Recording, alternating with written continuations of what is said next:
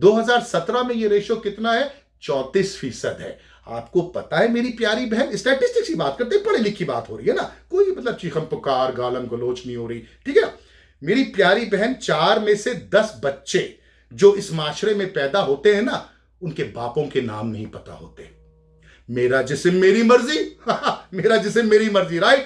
اور حقوق مارچ، یہ جو حقوق ہے نا، یہ حقوق میں بتاتا ہوں آپ کو کہ ان 4 بچوں کے حقوق، ان 10 عورتوں کے حقوق، جنہوں نے 4 ان بچوں کو جنم دیا، جن کے باپ کا نہ پتا ہو، یہ کون دلوائے گا ان کو؟ آپ کو پتا ہے کہ 80 سے 90% عورتیں اس آپ کی نظر میں جو آئیڈیل معاشرہ ہے، آپ کی نظر میں جو آزادی والا معاشرہ ہے، اس کے اندر 90% خواتین صبح سے شام تک نوکری کرتی ہیں اور میرے آفس کے باہر کھڑی ہوتی ہیں، میرے اللہ کی کرم سے اور میری ماں کی دعا سے سامنے کھڑی ہوتی ہیں اور کہتی ہیں کہ خدارا کوئی ایسا سلسلہ نکال لو کہ ہمارے بچوں کے سر پر ایک شیلٹر آ جائے، ہماری جیب میں 2 وقت کی روٹی کے پیسے آ جائے۔ خدا کی قسم میں آپ کو یہاں 28 سال کا تجربہ بتا رہا ہوں میری بہن، آپ کس معاشرے کی بات کرتی ہو؟ آگے چلیں، چلو ابھی بات ختم نہیں ہوئی ہے۔ اس معاشرے میں یو ایس سینسس بیورو کے مطابق ہر 4تھا بچہ بغیر کسی باپ کے نام کے پیدا ہوتا ہے۔ سن لیا؟ میرا جسم میری مرضی، ٹھیک ہے نا جی؟ 35% سے 77% طلاقوں کا انجام کے نتیجے میں عورت اس معاشرے میں پاورٹی لائن سے نیچے زندہ رہتی ہے۔ اس معاشرے میں جس کی آپ مثالیں اور جس کو آئیڈیل آپ سمجھ رہی ہیں، جس کے نام پر آپ میری ماں بہنوں کو گمراہ کر رہی ہیں، اس میں 77% عورتیں پاورٹی لائن سے نیچے رہتی ہیں۔ آئی سمجھے بات؟ پاورٹی لائن مطلب غربت کی لکیر سے بھی نیچے رہتی ہیں۔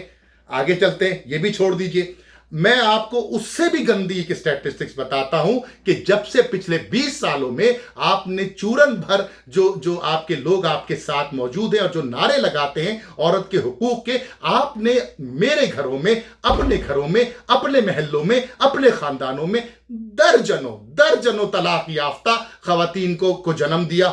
آپ نے ان کے کان بھرے، آپ نے ان کے دماغ خراب کیے، میرے حقوق، میری مرضی، میرا جسم۔ اس کے نتیجے میں ہوا کیا میری پیاری بہن؟ آج ہر دوسرے گھر میں ایک طلاق یافتہ موجود ہے۔ کیا آپ اپنے بھائی کی شادی کسی طلاق یافتہ سے کریں گی؟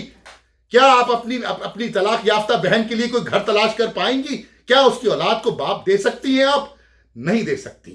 یہ اب میں آپ کو جو بتانے جا رہا ہوں، اس کے بعد میں بات کو دوسری طرف لے جاؤں گا۔ آج کی سٹڈی کے مطابق 78 سے 87% امریکہ میں رہنے والی خواتین یہ چاہتی ہیں کہ ان کو بر ملے، ان کو شوہر ملے اور بریڈ ونر کے طور پہ ایک مرد ان کے گھر میں ہو تاکہ وہ اپنا کام کر سکیں۔ ان سے پوچھا گیا کہ آپ کا کام کیا ہے، تو انہوں نے کہا بچوں کی پرورش۔ یہ ہے جواب آج کے اس امریکی معاشرے کا، اس ویسٹرن معاشرے کا۔ اور آپ کرنے چلیے آزادی مارچ؟ ہاں کرتے ہیں آزادی مارچ، ہاں مانگتے ہیں آزادی، ہم بھی آپ کے ساتھ شانہ بشانہ کھڑے ہو کے، کیونکہ ویڈیو کے شروع میں نے کہا تھا میں آپ کی سپورٹ کروں گا۔ آزادی مانگیں گے ہم ظلم کے نظام سے، آزادی مانگیں گے ہم ظالم کے ہاتھ سے، آزادی مانگیں گے ہم فرقہ واریت کے نظام سے، آزادی مانگیں گے ہم بے شرمی کے نظام سے، آزادی مانگیں گے ہم حقوق کی سلبی کے نظام سے، آزادی مانگیں گے ہم ناانصافی سے، آزادی مانگیں گے زمینداروں سے، آزادی مانگیں گے ہم وڈیروں سے، آزادی مانگیں گے ہم جاگیرداروں سے۔ لیکن اس میں آپ کی آواز نہیں نکلتی۔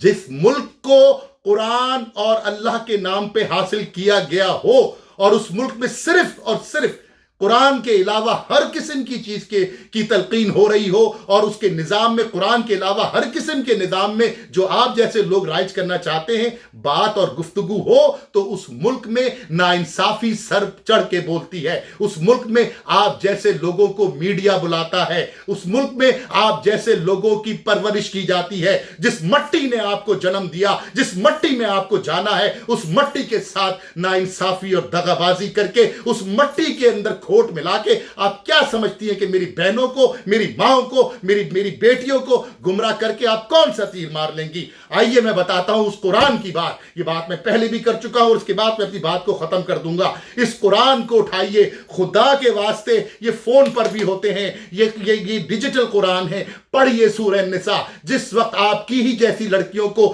زمین میں دفنایا جا رہا تھا، جس وقت آپ جیسی لڑکیاں جب پیدا ہوتی تھی تو وہ گالی تصور کی جاتی تھی، उस कुरान ने कहा कि ठहर जाओ, ये तो रहमत है, ठहर जाओ, ये तो मोहब्बत है, ठहर जाओ, ये तो माँ है, ठहर जाओ, ये तो बेटी है। अब उस कुरान को उठा के जुज़दान में बंद करके साइड पे रख दिया और आप चलियो सेक्युलर बनाने, आप चलियो इस इस्लामी जमहूरिया पाकिस्तान में नाउज़ुबिल्लाह सेक्युलर का नाम लेने। तो सेक्युलर की बात भी मैं आपको बता देता हूं। चंद 100 मील दूर जहां आप बैठ करके मेरा जिस्म मेरी मर्जी के नारे लगाती है ना, उस चंद 100 मील के फासले पे दुनिया का एक दारुल खिलाफा है, दुनिया की सबसे बड़ी जमहूरियत का, जिसको न्यू दिल्ली कहते हैं, जिसको rape capital of the world कहा जाता है।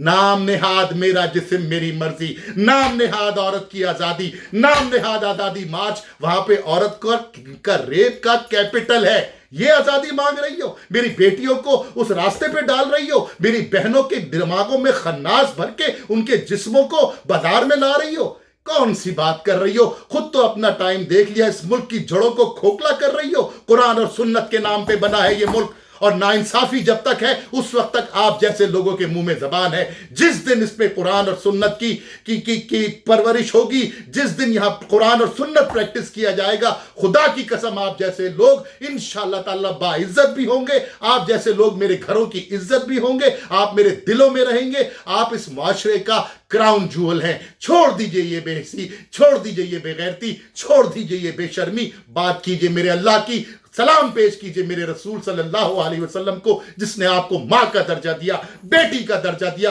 बहन का दर्जा दिया, बीवी का दर्जा दिया। आपके पैरों के नीचे तो जन्नत है। खुदारा उस जन्नत को खराब ना करे, खुदारा उस औरत के नाम को खराब ना करे अपनी 2 दिन की और 2 पैसे की सियासत चमकाने के लिए। आप अपना बहुत ख्याल रखिएगा। इंशाल्लाह जिंदगी रही तो आपसे फिर मुलाकात होगी। पाकिस्तान जिंदाबाद।